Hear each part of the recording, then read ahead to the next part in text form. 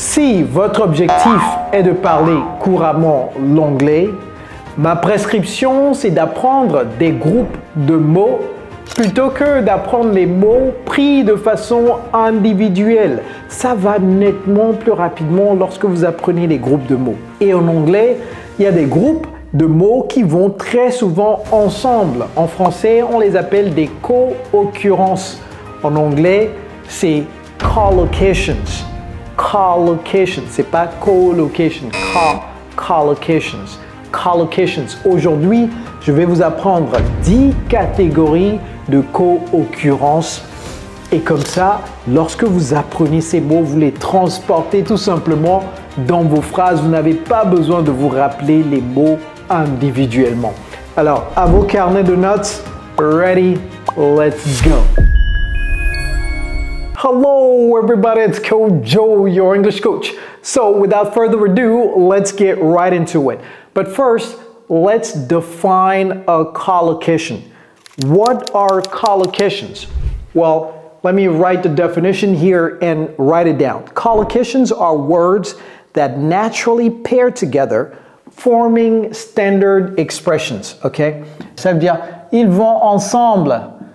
Ils se sont déjà mariés, donc allez prendre juste le couple. Ne prenez pas la femme séparément et l'homme séparément, okay? And they are words that naturally pair together, forming standard expressions, okay?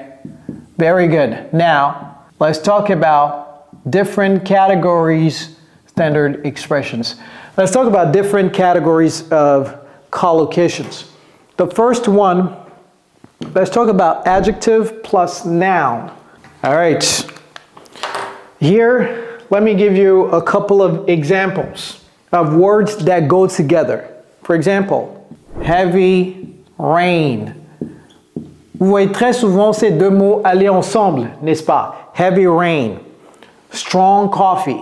Ooh, the coffee is strong. Strong coffee. Adjectif, non. L'adjectif décrit le nom. OK? Adjectif, non. Heavy rain. Adjective, adjective, adjective, adjective. Les prononciations sont également très importantes. Et dans notre programme d'immersion anglaise, nous mettons l'accent et sur la grammaire et sur le vocabulaire, mais également sur la prononciation. Nous avons un programme d'immersion anglaise sur mesure pour les francophones comme vous.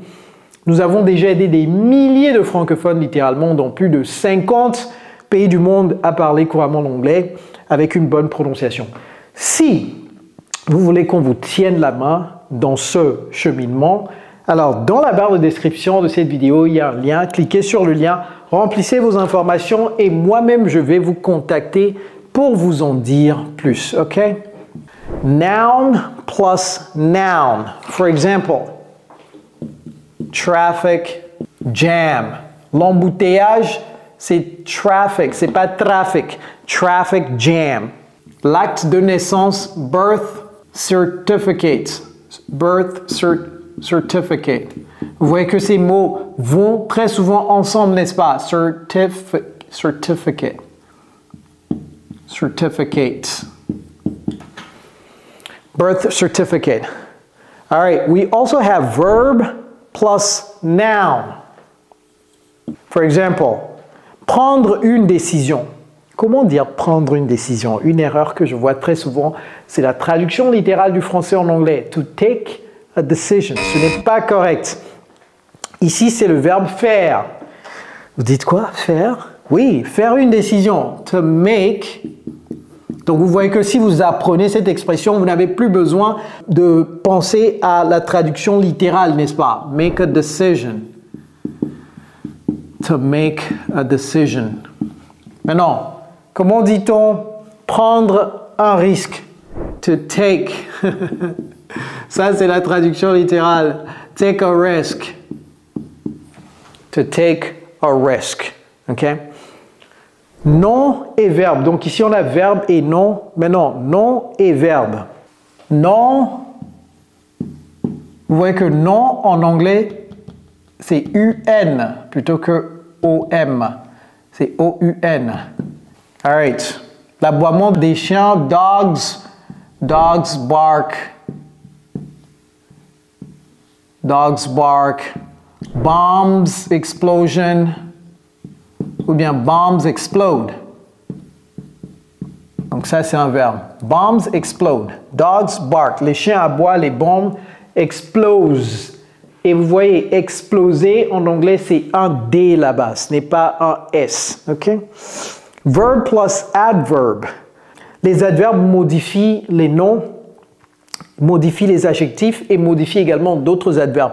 En fait, les adverbes, c'est juste poser la question quand, comment, avec quelle fréquence et où également. Donc, par exemple, tomorrow, c'est où? C'est un adverbe. Okay? C'est un adverbe de place, un adverbe de lieu. Okay? Donc, si vous posez les questions comment, où, quand et avec quelle fréquence, vous avez un adverbe là-bas. Par exemple, speak fluently. Ces deux mots, on les trouve très souvent ensemble, n'est-ce pas? Do you speak English fluently? Vous voyez, en fait, c'est une co-occurrence, a collocation. Do you speak English fluently? Si vous apprenez ces deux ensemble, vous n'avez plus besoin de penser, et comment dit-on couramment, couramment, couramment? Vous voyez, speak English fluently, to drive carefully. Drive carefully. Prudemment, carefully. Okay? All right, another one, adverb plus adjective. Maintenant, vous savez ce que c'est qu'un adverbe, vous savez ce que c'est qu'un adjectif. Adverb plus adjective. Deeply concerned. We are deeply concerned about her behavior. She is highly successful. Réussir, ce n'est pas to success, c'est to succeed.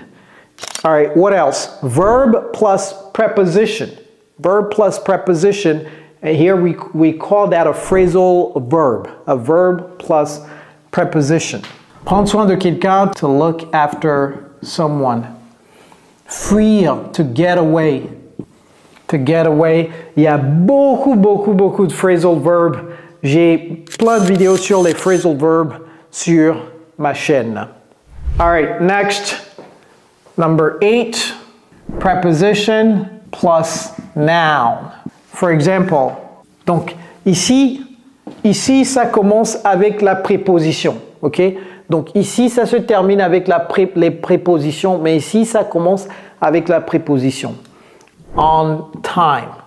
In pain. Somebody who's in pain has been hurt. They are in pain. Les deux vont ensemble. Maintenant, non vient avant la préposition. Noun plus preposition. J'espère que vous prenez note, hein? Very important. I have an interest in golf. Interest, to have an interest in something. I have a lot of respect for you. I have a lot of respect for you. Préposition, for you. Il y a également les adjectifs plus préposition. Adjective, vous voyez comment je prononce adjectif en anglais? Adjective. For example, to be good at something. To be afraid of something. Prenez des captures écran très rapidement. These collocations are extremely important. Et si vous aimez cette vidéo, c'est sûr que vous allez également aimer celle-ci. Alors cliquez ici juste après pour regarder cette vidéo. It's Coach Joe, your English coach. Take care, guys.